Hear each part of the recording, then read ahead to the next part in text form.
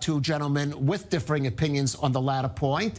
Reserves Major General Shai Kalach, a former Air Force pilot, and Reserves Captain Guy Perrin, also a former Air Force pilot and co-leader of the Air Force Pilots protest movement. Gentlemen, I clarify two things. One, this is not a debate about the judicial reforms themselves. It's about how the correct response is. What are the limits of that response? And I also clarify that no one has actually refused to do their operational duty yet. So far, it's been a case of some of the pilots, reservists, saying we're not going to go to a training or do duties until one day until we have clarification, but warning the consequences could be greater. I'm going to start with you, Shai. You've heard Guy's position, the refusal to go to that training day. They had a discussion. You see some of the pilots speaking as pilots and as reservists in the United States abroad against this judicial reforms. Your response to that? Okay. So first and foremost, I won't speak, as you've just mentioned, on the judicial reform because this is not the main issue. Correct. Okay. So we are about to talk about the refusal, and we have to make things correct because there is no any refusal yet. As I said that. Okay, if you just mentioned, you are absolutely right. But I think that speak about conversations about refusal, those are red lines that we should never cross. We should keep the political discussion, the political controversy outside the army. Those are the red lines, as Avigdor Kalani has just mentioned, that the cemeteries are full of those warriors who gave their lives in order to protect Israel, even though they didn't agree with the government. Okay? So, and I think that the guy is agree with me, so. Well, but he doesn't because you agree.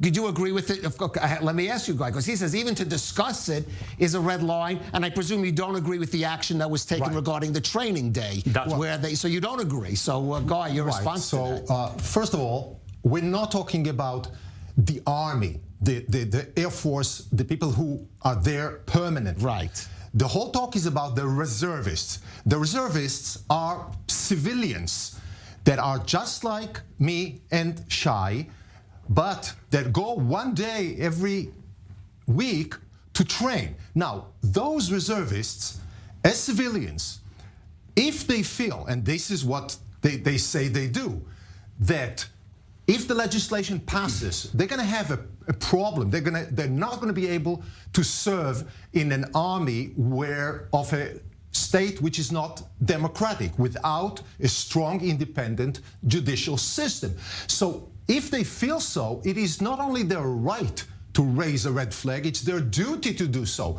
They should not wait until after the legislation passes and then say, sorry, we're not going to serve. So all they did, and Shai is right, they did not refuse not only any mission, but anything, yet they're saying, and they're saying it discreetly in the Air Force. The fact that it leaked, and we know about those 37 pilots of Squadron 69, it's not because they did a press conference. It leaked. They spoke to their Air Force commander, the squadron commander, raising a red flag.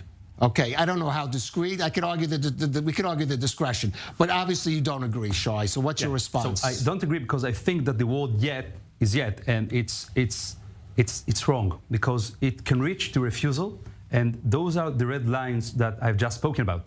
Okay, and I think that the main question, okay, the predominant question is how we come to this question. I mean, how we come to the thoughts of refusing. I'm trying to say that the pilots, the elite unit, the pilots and Sayed Matkal, of course, it is an elite unit. Okay, so how could it be that those pilots who's supposed to be a role model think about refusal? Okay, and I think that there is a deeper point here that we have to figure out. Go ahead. Okay, and I think that today we have an argument, we have a struggle about the Jewish identity here in Israel. Okay, and I'm trying to say, I'm going to ask you to make it quick because it sounds like a big debate. Okay, Shai. But I want to let you. But I want God to answer the question of being a role model, which many people pilots are. It's very, very important, and I'm sure Shai agrees. The reservists of the Air Force are volunteers.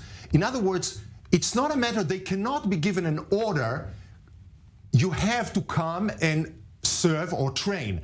Any reservist pilot, like certain other unit parts of the army, is able to any day say, I do not want to serve anymore. This is not a refusal, because when you are a volunteer, you're not obliged to serve. Now, if they say that they want to serve, they've been serving all their lives, but if they know and they think that legislation passes, they would not be able to do it, they have to raise again this red flag. I want to say, Shai, that one of the points that also they've made is that if they feel they're given an order which could be immoral, which could be illegal under international law, and there's no check or balance from this that exists currently, say, with the Supreme Court, that could be a factor. And why wait until that happens operationally? Look, I agree with you and Guy that values are beyond the democracy. But Guy presumed that there is going to be a dictatorship, which I agree about this presume, okay? And this is the main thing, because we came to Israel after almost 2,000 years of diaspora.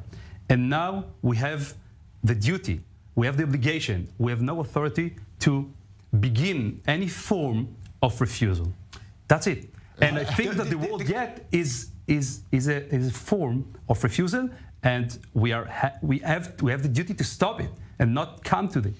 But first of all, dictatorship, what we're saying is less than democratic. When we use the term dictatorship, everybody thinks that it must be like Stalin and Erdogan. No, the fact that it's not democratic is a red line or a black line for us enough. It doesn't have to be Stalin's dictatorship. And the fact that we've come after so many years to Israel, we founded this country based, and the independence, the Declaration of Independence of Israel was based on these values. If this government is changing the rules unilaterally 2 weeks after having been elected by a narrow margin, they're going to destroy everything that has to do with the Declaration of Independence.